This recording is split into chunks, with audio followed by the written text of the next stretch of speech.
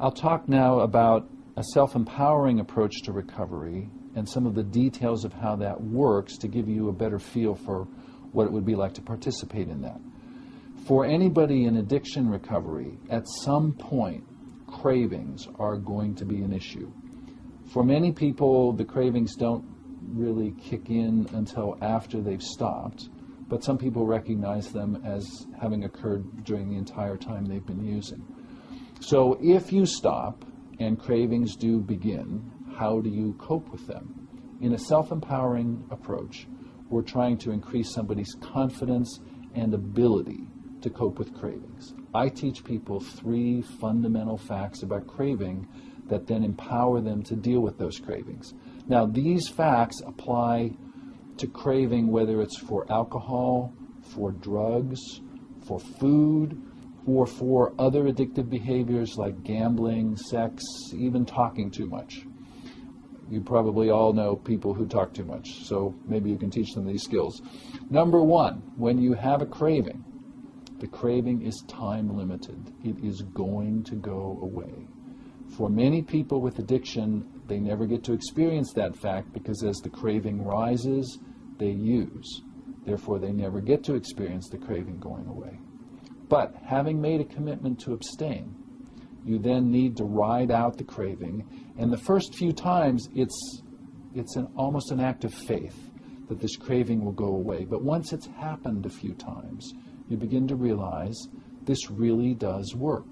The best example that I can think of that applies to everyone, although not everyone's had the experience, is to go on a fast from food for 24 hours or more.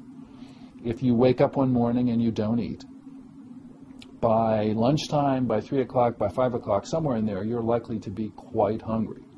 And the hunger may start to feel like it's going to drive you crazy or force you to start eating the furniture or something. But if you keep waiting, the hunger goes away. Now, it may not go away entirely, but it dramatically reduces.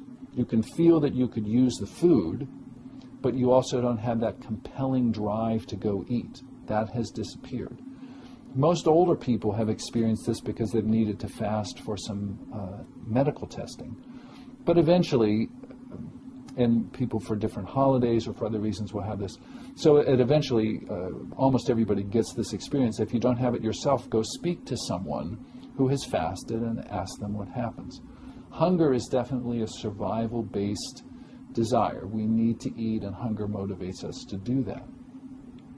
If hunger is going to go away, it's much more easy for a craving for drugs and alcohol to go away. So each craving is time limited. You can prove this to yourself. You don't need to take it on anybody's faith. The first time you try it, you might want to have someone with you to encourage you to ride it out. Secondly, if you stop using altogether, the cravings as a group will go away, typically after about 90 days, but sometimes starting as quickly as a week or 2. So that 90-day mark of success is very important. You get through 90 days and your chances of relapsing become significantly less because the cravings have dramatically reduced. So the first fact about craving is that it's time limited in 2 senses. This craving will go away and cravings collectively will greatly reduce, typically over about 3 months. The second primary fact about craving is that the craving in itself is not harmful to you. It's distracting, it's annoying, you'd rather not have it, but it will not damage you. There's no permanent damage from having a craving, so you don't need to worry that I need to get rid of this, it's hurting me. The third primary fact about craving, and for many people this is why addiction would be viewed as not a disease, but some people who view it as a disease would still accept this idea. Craving in itself does not force you to do anything. You always have a choice. So you don't need to be afraid of cravings that they will somehow overpower you. If you wait them out, they will not damage you while they're there, then they will go away and you will be in charge. Knowing these 3 facts and having some practice of letting cravings go away, eventually one gains a sense of, as a psychologist would say it, self-efficacy or confidence that cravings don't control me, I make choices about them. Knowing that, one feels self-empowered. So that would be one primary aspect of a self-empowering approach to recovery. In the Smart Recovery approach, it's the second point of the 4-point program, knowing how to cope with cravings. And then if we combine that with the third point, briefly, we teach people how to manage their emotions. And this is true whether it's occurring in professional treatment or in a Smart Recovery meeting. The techniques are very similar. They're somewhat differently applied depending on who's doing it, but regardless of whether it's a lay facilitator or a professional, the basic ideas of managing your emotions by identifying the underlying thoughts and changing those thoughts as needed.